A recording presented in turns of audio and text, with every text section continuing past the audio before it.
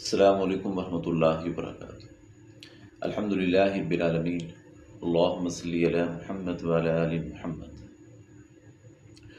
محرم الحرام کا مہینہ، اس کی بہت زیادہ فضیلت ہے، خاص کر 10 محرم عاشورہ کا روزہ۔ یہ کیوں رکھا جائے؟ اس کے لیے سنن ابن ماجہ کے اندر روایت ہے کہ رسول کائنات صلی اللہ علیہ وآلہ وسلم جب مدینہ تشریف لے کر آئے، آپ نے دیکھا کہ یہودیوں نے اس دن روزہ رکھا ہوا ہے۔ تو آپ صلی اللہ علیہ وآلہ وسلم نے پوچھا کہ تم نے یہ روزہ کیوں رکھا ہوا ہے؟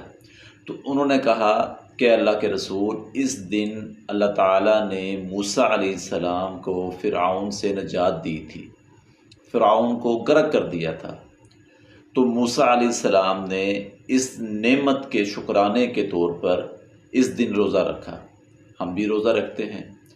تو آپ صلی اللہ علیہ وآلہ وسلم نے فرمایا کہ موسیٰ علیہ السلام کے اوپر ہمارا حق تم سے زیادہ ہے، چنانچہ آپ صلی اللہ علیہ وآلہ وسلم نے بھی اس دن روزہ رکھا اور روزہ رکھنے کا حکم دیا۔ اسی طرح صحیح مسلم کے اندر یہ روایت موجود ہے کہ جب رسول کائنات صلی اللہ علیہ وآلہ وسلم نے روزہ رکھنے کا حکم دیا تو صحابہ نے کہا کہ اللہ کے رسول، یہود و نصارہ تو اس دن کو بڑی اہمیت دیتے ہیں۔ تو آپ صلی اللہ علیہ وآلہ وسلم نے فرمایا کہ آئندہ سال انشاءاللہ ہم 9 محرم کا بھی روزہ رکھیں گے، ان کی مخالفت کرتے ہوئے 9 اور 10 کا۔